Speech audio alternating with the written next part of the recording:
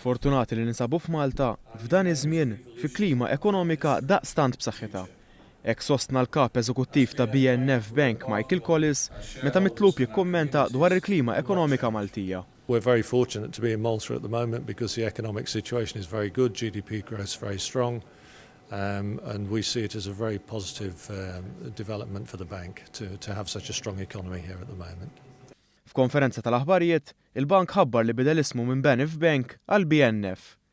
Is-sena li għaddiet, il-bank li kien f'xifer ta' falliment baqa' jopera wara intervent tal-Prim Ministru Joseph Muscat li jen fil-bejħ tal-maġġoranza tal-isma lil grupp Al Faisal fil-Qatar.